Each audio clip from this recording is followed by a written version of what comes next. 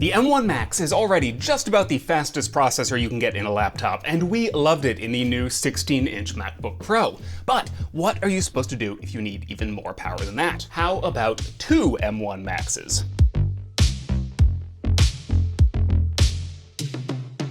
Welcome to Upscaled, our tech explainer show. Now, I know I have not been producing as many of these as I have in the past, but it's because I've been a little bit busy producing human life.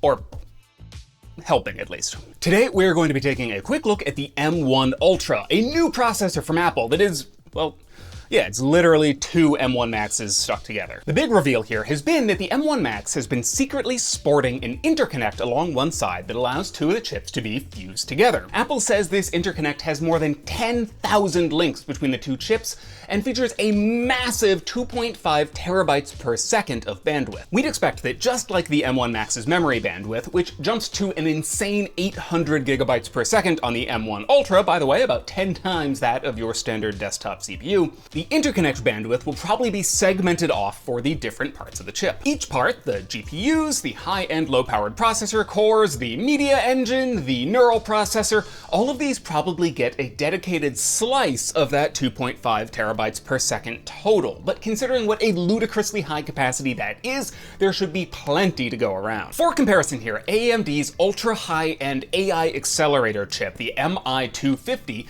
links together two compute cores, which are GPUs, essentially, with a bandwidth of about 800 gigabytes a second, 1/4 of the M1 Ultra's total bandwidth. The link between the chiplets in something like a Ryzen desktop processor is more like 45 gigabytes a second, though depending on the chip configuration, there can be multiple links. This setup here is really pretty different from the designs we see from AMD, where multiple chiplets are kind of just wired together with high-speed traces. It's closer to a true silicon interposer, essentially a smart bridge which is itself a fairly complex manufactured chip which handles traffic between various parts embedded in it, kind of like Intel's Foveros design. Except instead of attaching the different components of a chip, this is attaching two complete SoCs, each with their own processor cores, GPUs, memory controllers, and all of the accelerator chips that Apple loves, bonded together with a smart silicon linkage and functioning as one giant chip. In terms of hardware, well, it really is just two M1 Max chips bonded together. So that means 20 processor cores, 4 efficiency cores, and 16 high-powered ones, paired with either a 48 or 64 core GPU. You can outfit this then with either 64 or 128 gigabytes of system memory, and considering our past tests showed just how memory hungry the M1 Max can be, I would suggest springing for that 128 gigs. Apple says the link is close enough that the system should read these two big processors as just one gigantic SoC. This isn't like old school SLI or dual socket motherboards, where most software needs to really be configured to take full advantage of having an extra GPU or processor around. Instead, the M1 Ultra should just distribute work between its various components in the most efficient manner.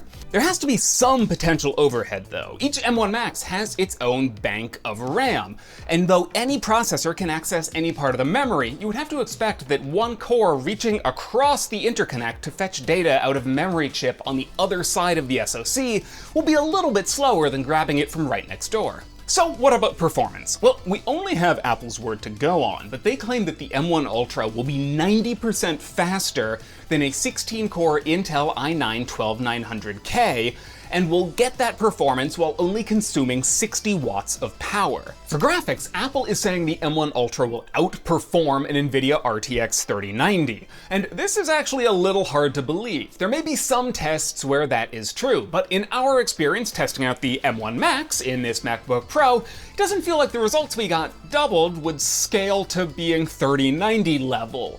Apple's GPUs have been impressive, but it seemed like they've had some room to improve, so this one we're gonna have to test out. One potential bottleneck is that in the M1 chips, the CPU and the GPU share the same memory bandwidth. Now, 800 gigabytes a second might be a ton of bandwidth for a desktop processor, but it's actually not a ton for a desktop GPU. Graphics processors, whether you are playing a game or rendering video or doing 3D modeling or AI work, move a ton of data very fast. The probably still as of yet upcoming 3090 Ti is supposed to have a bandwidth over a terabyte a second, and even the vanilla 3090 has a memory bandwidth of 936 gigabytes a second, all to itself. Now, in our testing with the M1 Max, it seems like the GPU can probably access about 250 gigabytes a second of that 400 gigabytes memory bandwidth, which is still fast, that's still a lot, but it is not a ton for a high-end GPU. It means the M1 Ultra is probably at 500 gigabytes a second, which is about half of the 3090, so it'll be interesting to see if they can come close to those claimed performance figures. Now, to be fair, the M1 Ultra is supposed to be hitting that performance using 200 watts less power than the 3090, which is in and of itself still impressive. If you're thinking total system power of 150 to 200 watts sounds like a lot for a laptop, well, you'd be right. The new M1 Ultra is in fact going into the new Mac Studio, essentially a Mac Mini Pro of sorts. The Mac Studio will start at $2,000 for a version with the M1 Max and 24 GPU cores, the same version you can get in the MacBook Pro. To get the M1 Ultra with 48 GPU cores and 64 gigabytes of RAM, that'll cost you $3,900, and a fully spec'd out Mac Studio with 64 GPU cores and 128 gigs of RAM will set you back $5,800, which honestly feels pretty reasonable. Considering the Mac Pro can easily cost more than $20,000, and Apple took such careful pains to point out how much faster the Mac Studio will be than the Pro in most workloads, this honestly feels like kind of a deal, by Apple product standards at least. Now, one of the reasons the Mac Pro costs so much is you can outfit it with really high-end GPUs with tons of graphics memory. Two Radeon Pro W60-800X Duos, for example, will set you back a mere $9,000. Lots of graphics memory is essential for really high resolution or detailed rendering work, and a lot of data processing as well. On the video side, DaVinci Resolve, for example, pretty much requires 24 gigabytes of graphics memory to be able to work with 8K video. But with its shared memory pool, the GPUs in the M1 Ultra can access the system's whole 128 gigabytes of memory, or at least most of it, which is a huge advantage. The Mac Studio may not be replacing the Mac Pro, but it seems like in pretty much all audio or video work, and even some data processing scenarios, the Studio is going to end up being the faster machine. One interesting potential factor here is that we've only seen the higher-end M1 chips, the Pro and the Max, in laptops so far. And in these machines, the performance of those processors seems to be constrained more by temperature than by power. So in a desktop design with improved cooling and a direct link into the wall power, are we going to get even better performance at baseline than we did in the MacBook Pro?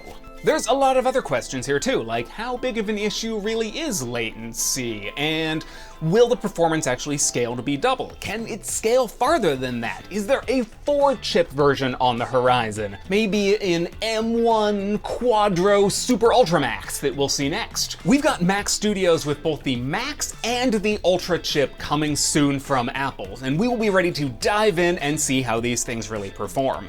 Now, when we reviewed the MacBook Pros here, I asked you folks what tests you would like to see run on these machines, and you had some deeply weird answers, but there were some good ideas in there too. So let's do it again. Let me know what tests you would like us to run on the M1 Ultra, and I will do my best to follow through. With the one caveat that I am but a simple video editor, and if the test is too complicated, you've got to teach me how to run it, because I had to try to learn TensorFlow for this thing, and it was not fun. But we will have those episodes for you as soon as we have good answers to all of these questions, so stay tuned and we'll see you next time.